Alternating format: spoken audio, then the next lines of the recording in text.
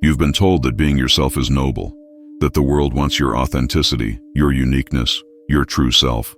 But that's a lie, a beautiful, seductive lie. The truth is brutal. The moment you stop performing, the world starts punishing. Authenticity isn't celebrated, it's targeted. It threatens systems built on control, social scripts, and obedience. When you begin to act in alignment with who you are, not what others expect, you don't feel liberated. You feel alone, misunderstood, punished. Not because you're wrong, but because you're no longer useful to a structure that survives on your compliance. You need to hear this. Authenticity feels like rebellion, not because you're doing something bad, but because society has trained you to believe that deviation is danger.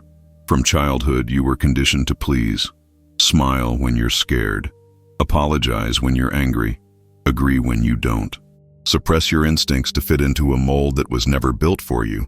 And the more you did, the more you were rewarded. Approval became your currency, and performance your prison. So now, when you try to step outside the roles, when you stop laughing at things that aren't funny, when you say no and mean it, when you speak without softening your tone, you feel guilt, shame, fear. You're no longer following the script. You're not a good player. And the system, from your family to your workplace, responds not with applause, but with pressure. Subtle at first, then sharper. Here's the part they never tell you. Being authentic is not a self-love journey filled with affirmations and hugs. It's war. Psychological war against centuries of conditioning. Strategic war against environments designed to shape you into something predictable and profitable. Existential war against the fear that you'll be abandoned for showing who you really are. Han Feizi, one of the most feared and misunderstood philosophers of ancient China, understood this reality. Unlike the soft moralists who preached virtue and harmony, Han Feizi faced human nature and power without illusion. He saw how society is not built on ideals, but on enforcement, not on inner truth, but on external conformity. And anyone who threatens that order, even with honesty, is seen as dangerous. So before we go further, understand this. Authenticity is not an act of self-expression. It is a declaration of non-allegiance. It is political, psychological, and personal revolt. If you truly want to be yourself, prepare to be seen as a traitor to the roles you've once mastered. This isn't self-help. This is war. You've been playing a character your whole life. Now, for the first time, you're picking up the script and setting it on fire. Imagine society as a massive stage, but not the romantic kind with lights and applause. This one is cold, crowded, and crawling with watchers. The curtains never close. The performance never stops. You are both actor and prisoner, applauded not for your truth, but for your consistency in staying in character. Now picture yourself stepping off the stage, refusing your lines, tearing off the costume. In a normal world, that would be called liberation. In this one, it's called rebellion. This is the world Han Feizi understood with surgical clarity, a civilization built not on trust, but on performance and punishment. In his legalist philosophy, he dismissed the naive belief that people would behave well out of virtue or goodness. Instead, he argued, people behave because they're watched, pressured, and punished. Order doesn't come from honesty. It comes from fear. Han Feizi saw the human animal not as noble or enlightened, but as reactive, selfish, and manipulable. His entire political theory was built around this unflinching premise. If you want a stable society, don't appeal to morality. Control behavior. Don't preach values. Enforce roles. Make the cost of deviation too high to consider. And here's the brutal link to authenticity. When you try to live outside the script, when you break the role, you violate the very fabric of this power structure. You are not just a free person. You are now unpredictable. And unpredictability is a threat to any system that prizes order above truth. That's why being authentic doesn't feel like peace. It feels like exposure. Because the moment you act without seeking permission, the invisible enforcement mechanism, what Han Feizi called fa, or law code, activates.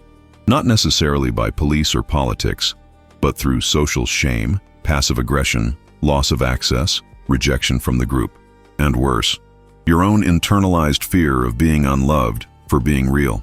You've been told that being yourself is a right, but in a world governed by performance, it is treated like a crime. Han Feizi wouldn't have been surprised. He would have told you that people who seek authenticity are not weak. They are dangerous. Not because they're immoral, but because they stop playing the game. They threaten to expose the lie that behavior equals virtue, that obedience equals character. That's why you don't get rewarded for telling the truth. You get punished for disturbing the ritual. In the Han Feizi framework, the state functions best when everyone is locked into predictable roles: ruler and ruled, superior and subordinate, worker and watcher. But when someone becomes authentic, they blur these lines. They act based on internal compass, not external reward.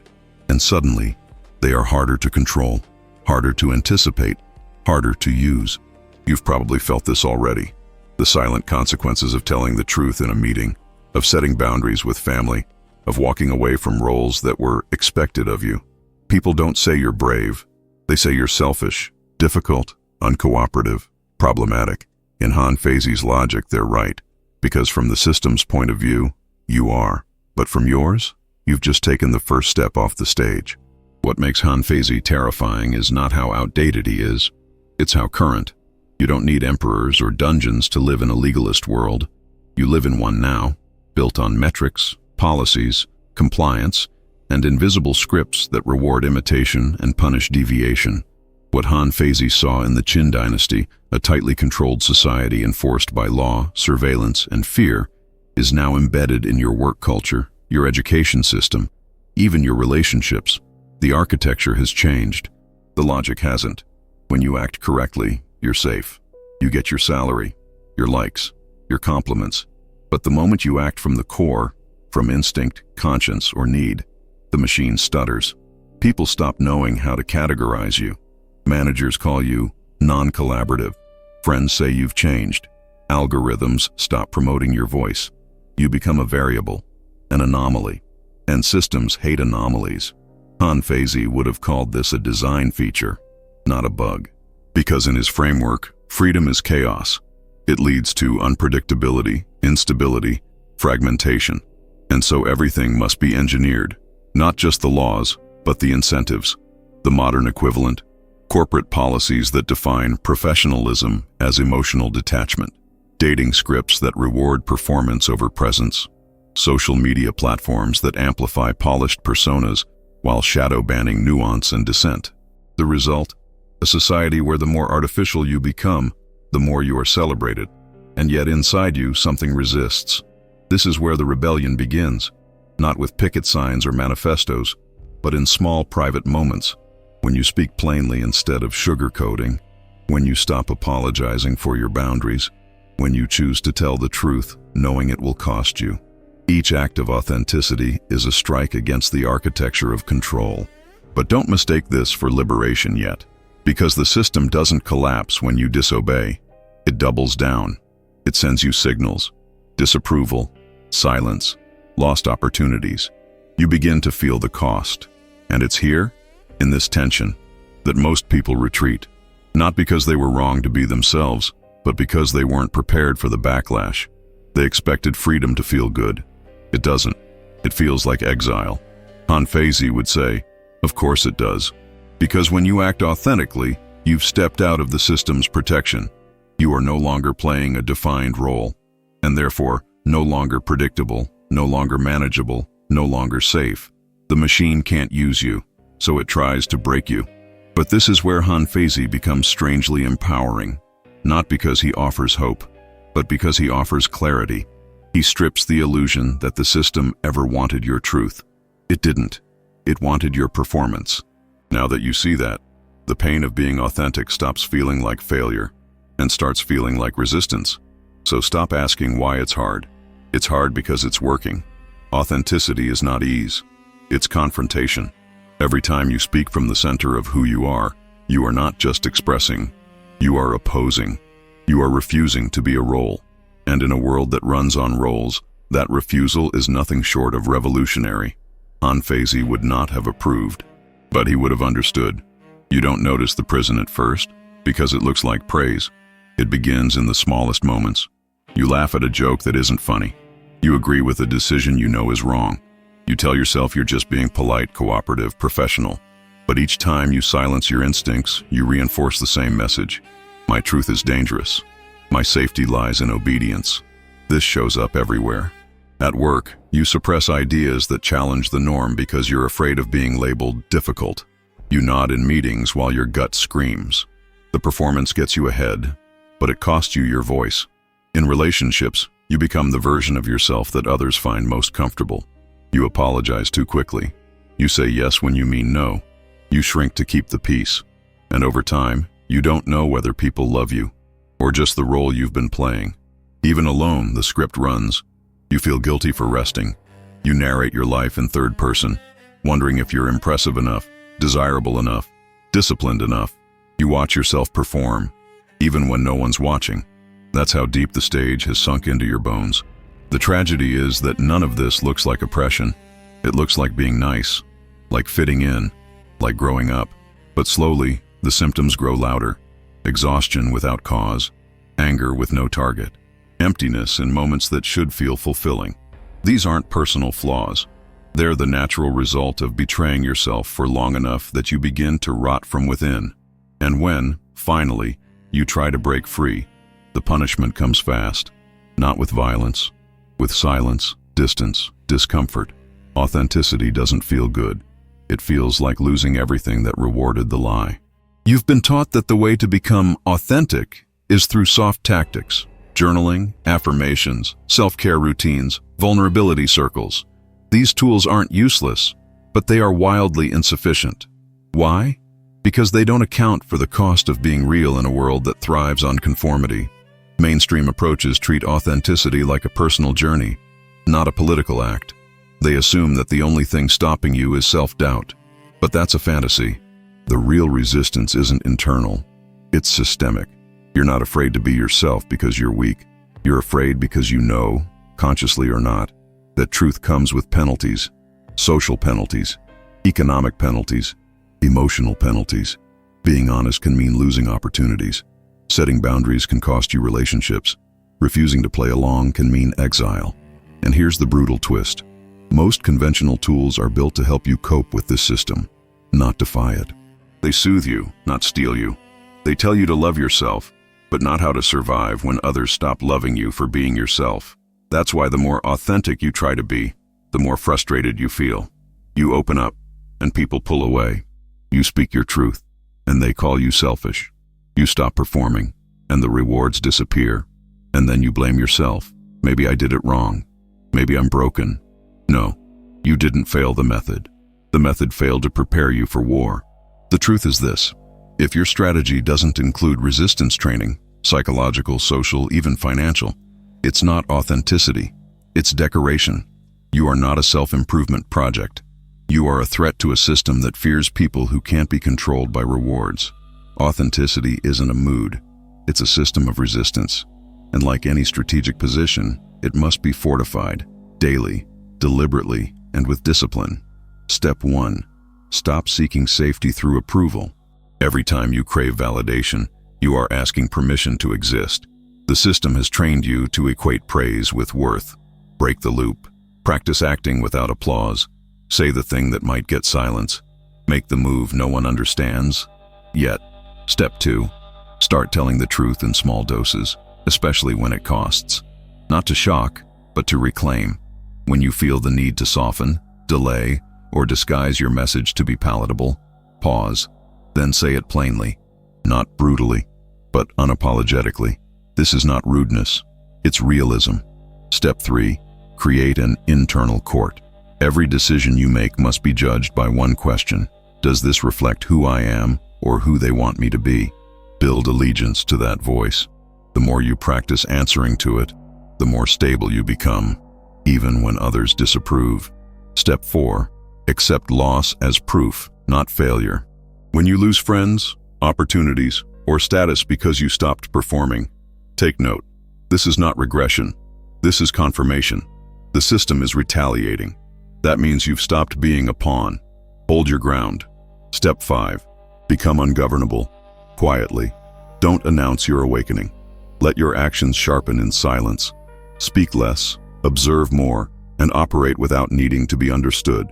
Not to hide, but to conserve power. Authenticity is not noise, it's precision. This is not a morning routine. This is a psychological revolution. You're not trying to become liked, you're trying to become real. And in a world of actors, the real ones always look like traitors first. Every act of authenticity initiates a collision, not just with others, but with the forces that shape the entire social fabric. To understand this conflict, you must see it not as personal, but as structural. You are not just resisting people, you are resisting design. In Machiavelli's terms, this is a battle between virtù and fortuna. Virtù, not virtue in the moral sense, but will, character, intentional power, is the force of conscious identity.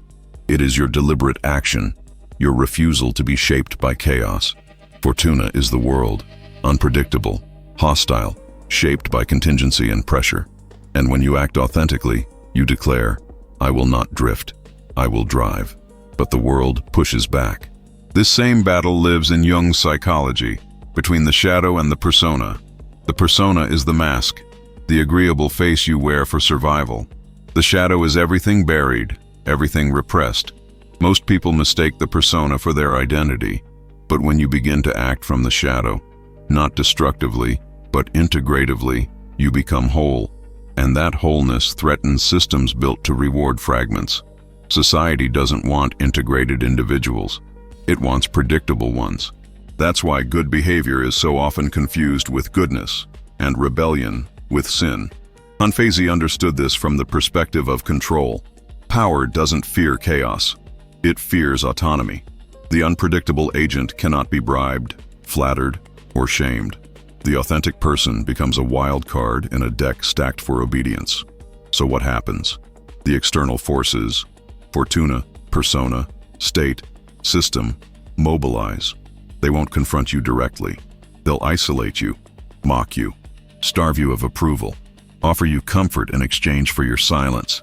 This isn't just resistance, it's warfare. You are not fighting for expression.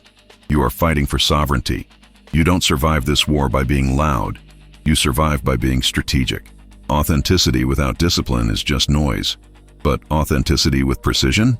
That's dangerous. That's durable. Strategy 1. Burn the false sanctuary. The system wants you to believe you can be both authentic and universally accepted. You can't. There is no safe middle. Choose your allegiance, comfort or truth, and sever the illusion that you can have both. Write it down. Speak it aloud. Break the fantasy. Strategy 2. Create a fortress, not a stage. Most people try to be authentic while still performing for the crowd. Stop. You don't need a bigger audience. You need a tighter perimeter. Build a life where performance is unnecessary. That means fewer people, but stronger ties. Replace applause with alignment. Strategy 3. Learn tactical silence. Every truth doesn't need to be spoken. Every fight doesn't need to be fought. Your goal is not constant exposure. It's sustained power. Speak when it cuts. Act when it counts. Reserve your energy for high-impact resistance. Strategy 4. Use rejection as calibration. When people push back, don't collapse. Track it. Who resists you most when you're real? Who disappears? Who attacks? These reactions reveal who is loyal to your performance and who might stand with your truth.